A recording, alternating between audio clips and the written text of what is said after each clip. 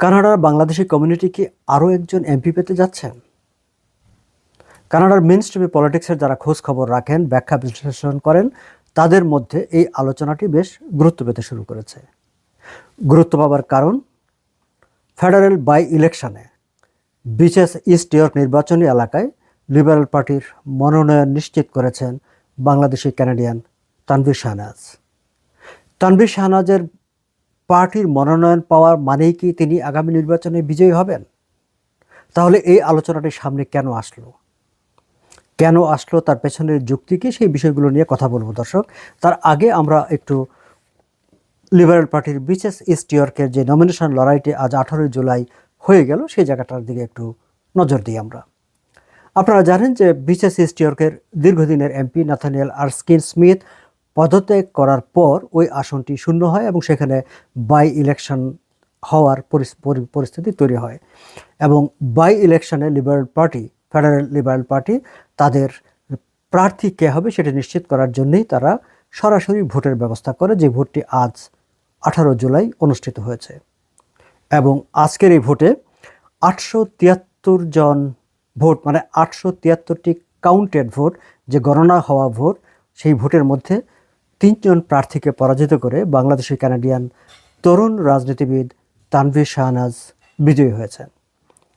তার সঙ্গে প্রতিদ্বন্দ্বিতা ছিলেন বিচেস ইস্ট ইয়র্কের এর আগে এমপিপি হিসাবে দায়িত্ব পালনকারী আর্থার পটস, লিবারেল পার্টির একজন গুরুত্বপূর্ণ স্টাফার লয়ার ক্লেয়ার সিবর্ন, এবং তার সঙ্গে প্রতিদ্বন্দ্বিতা ছিলেন সামার নুডেল। টরন্টোর সাবেক মেয়র জন টরির ছেলে জুনিয়র টরি, তিনি প্রতিদ্বন্দ্বিতা করার আগ্রহ প্রকাশ করেছিলেন, কিন্তু তার আগেই আবার তিনি মূল ব্যালটে তার নাম আসবার আগেই তিনি প্রার্থিতা প্রত্যাহার করে নিয়ে যান। ফলে শেষ পর্যন্ত তানভীর সহ 4 জনের মধ্যেই প্রতিদ্বন্দ্বিতা হয়, বাকি 3 জন তানভীরের কাছে হেরে যান। দর্শক, সামার নুডেলকে নিয়ে আমি একটা মন্তব্য করতে চাই। সামার নুডেল সম্ভবত সর্বপ্রথম বিচেস ইস্ট ইয়র্কে নিজেকে প্রার্থী হিসাবে ঘোষণা করেন এবং তিনি দীর্ঘদিন ধরে বাংলাদেশি কমিউনিটিতে ঘুরে বেড়াচ্ছিলেন। বাংলাদেশি কমিউনিটির অনেকের সঙ্গে তিনি সখ্য গড়ে তুলেছিলেন। আমরা ঠিক সামার নুডেলকে দেখতে চাই নাথানিয়েল আরস্কিন স্মিথ যখন প্রথমবার নির্বাচনে প্রতিদ্বন্দ্বিতা করেন, ঠিক সেই সময়টায় তারও অনেক আগে থেকে আরও একজন আইনজীবী, আমি তার নামটা এই মুহূর্তে ভুলে গেছি, দুঃখিত, তিনি দীর্ঘদিন ধরে বাংলাদেশি কমিউনিটিতে ঘুরে বেড়াচ্ছিলেন, অনেকের সঙ্গে সখ্য গড়ে তুলেছিলেন। ক্রিসেন্ট টাউনের বিভিন্ন বাসায় তাকে আড্ডা মারতে দেখা যেত। কিন্তু যখন নমিনেশনের সময়টায় আসে, তখন তিনি ছিটকে পড়েন। নাথানিয়েল আরস্কিন স্মিথ বিজয়ী হয়ে নমিনেশন পেয়ে বেশ টানা অনেক বছর তিনি সেখানে এমপি হিসাবে দায়িত্ব পালন করেছেন। সামার নুডেলের ক্ষেত্রেও ঠিক একই রকম একটা অবস্থা হয়েছে। সামার নুডেলের ক্ষেত্রে আরও একটি বিষয় আমি আপনাদের জাস্ট নলেজে আনতে চাই। আপনারা জানেন যে নাথানিয়েল আরস্কিন স্মিথ তিনি চেয়েছিলেন যে অন্টারিও লিবারেল পার্টির লিডার হিসাবে তিনি প্রতিদ্বন্দ্বিতা করবেন, এবং সেটি সামনে রেখেই তিনি স্কারবোরো সাউথ ওয়েস্টের প্রভিন্সিয়াল বাই ইলেকশনের নমিনেশন লড়াইয়ে তিনি নেমেছিলেন। সেখানে বাংলাদেশি বংশোদ্ভূত প্রার্থী আহসানুল হাফিজের কাছে তিনি হেরে যান। বিচেস ইস্ট ইয়র্কের সাবেক এমপি মারিয়া মিন্না, একসময়কার প্রভাবশালী এমপি, এবং তিনি ফেডারেল গভর্নমেন্টের গুরুত্বপূর্ণ মন্ত্রী হিসেবে দায়িত্ব পালন করেছিলেন। মারিয়া মিন্না প্রভিন্সিয়াল নমিনেশন লড়াইয়ে নাথানিয়েল আরস্কিন স্মিথের বিপক্ষে আহসানুল হাফিজের পক্ষে সরাসরি নির্বাচনী ক্যাম্পেইনে নেমেছিলেন। আবার বিচেস ইস্ট ইয়র্কের ফেডারেল বাই ইলেকশনের এই নমিনেশন লড়াইয়ে মারিয়া মিন্নাকে সামার নুডেলের জন্য ক্যাম্পেইন করতে দেখা গেছে। মারিয়া মিন্না প্রভিন্সিয়াল ইলেকশনে তার সমর্থিত প্রার্থীকে বিজয়ী করে আনতে পারলেও তার নিজের আসনে ফেডারেল বাই ইলেকশনের নমিনেশন লড়াইয়ে তার সমর্থিত প্রার্থীকে তিনি বিজয়ী করে আনতে পারেননি। আবার Nathaniel Erskine Smith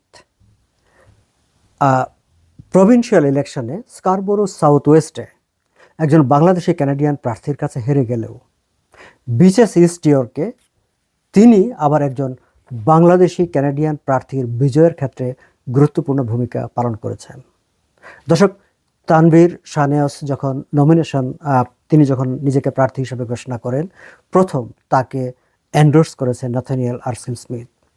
Tanvir Shahnewaz দীর্ঘ বছর ন্যাথানিয়েল আরস্কিন স্মিথের কনস্টিটিউয়েন্সি অফিসে গুরুত্বপূর্ণ দায়িত্ব পালন করেছেন।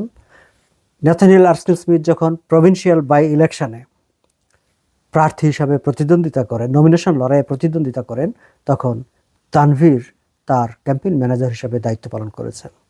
ফলে ন্যাথানিয়েল আরস্কিন স্মিথ এবং তানভীর ওতপ্রোতভাবেই রাজনীতিতে এবং অন্যান্য কর্মকাণ্ডে জড়িত। ন্যাথানিয়েল আরস্কিন স্মিথ চেয়েছেন তানভীর নমিনেশন পাক।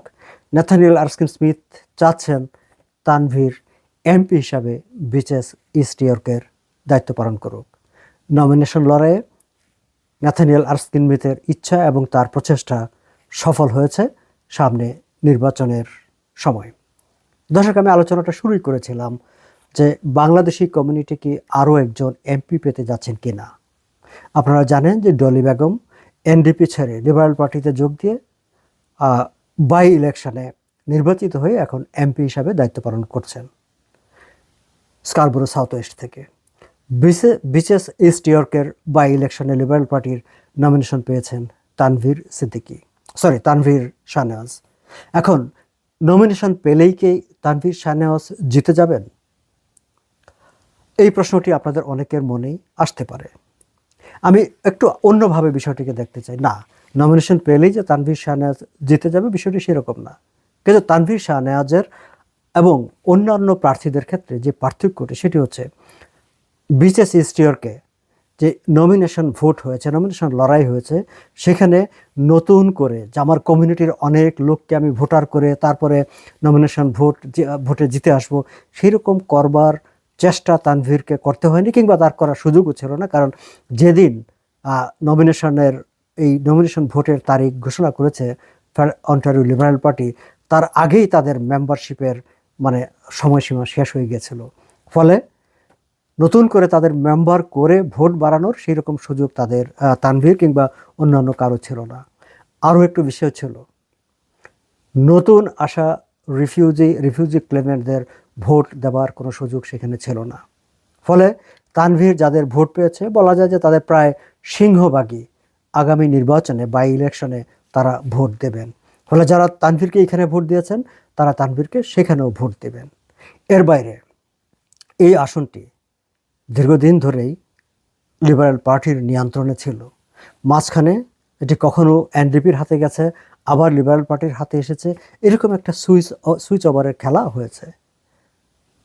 সেগুলো বাদ দিয়ে আমি একদিকে যখন 18 জুলাই বিচেস ইস্ট ইয়র্কের নমিনেশন ভোট চলছিল, ঠিক সেই সময়ে একটি জনমত জরিপ পরিচালিত হয়েছে মেইনস্ট্রিমের একটি অর্গানাইজেশন। তারা এই জনমত জরিপটি করেছে। সেই জনমত জরিপের ফলাফলটি, যেখানে প্রশ্ন করা হয়েছিল যদি আজ নির্বাচন হয় তাহলে আপনি কাকে ভোট দেবেন, সেরকম একটি জনমত জরিপে দেখা গেছে যে যদি এখন ভোট হয় তাহলে যে Liberal Party of Canada Tanvir Shahnewaz যার নমিনেশন পেয়েছেন তার সমর্থন হচ্ছে 59%, আর তার প্রতিদ্বন্দ্বী হিসাবে এনডিপি সেখানে দ্বিতীয় স্থানে আছে, এনডিপির সমর্থন হচ্ছে 22%। So 59 and 22। কনজারভেটিভ পার্টির অবস্থান হচ্ছে সেখানে 14% মাত্র।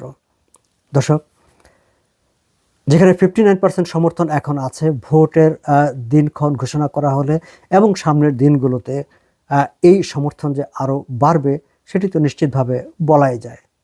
তবে তানভীরের জন্য সতর্কতা যেটি আছে সেটি হচ্ছে, যদি আমরা 2025 সালের নির্বাচনের সঙ্গে কম্পেয়ার করি, 2025 সালে যেই ফেডারেল ইলেকশনটি হয়েছিল সেই ইলেকশনে বিচেস ইস্ট ইয়র্কে লিবারেল পার্টির যে সমর্থন ছিল তার থেকে এই সময়ে এসে সমর্থন 9% কমেছে। সো এটি তানভীর শাহনেওয়াজকে মাথায় রাখতে হবে, লিবারেল পার্টিকে মাথায় রাখতে হবে যে 2025 নির্বাচনের সময় থেকে 9% সমর্থন তাদের কমেছে এবং এনডিপির সমর্থন 15% বেড়েছে। কিন্তু এনডিপি এবং লিবারেলের পার্থক্যটা অনেক, 59 এবং 22। কনজারভেটিভ পার্টির সমর্থন সেখানে 10% কমেছে। এখন এই যে লিবারেল পার্টির সমর্থন এবং এনডিপির চাইতে সমর্থনের এই যে ব্যবধান, সেই সব বিবেচনায় নিয়ে রাজনৈতিক বিশ্লেষকরা মনে করছেন আগামী নির্বাচনে এই আসনটি নিশ্চিতভাবেই লিবারেল পার্টি বিজয়ী হতে যাচ্ছে। এবং লিবারেল পার্টি বিজয়ী হতে যাচ্ছে মানে সেখানে লিবারেল পার্টির প্রার্থী বাংলাদেশি বংশোদ্ভূত তানভীর শাহনেওয়াজ। সো ডলি বেগমের পর তানভীর শাহনেওয়াজ আরেকজন বাংলাদেশি অরিজিন থেকে কানাডার পার্লামেন্টে এমপি হিসাবে যাচ্ছেন।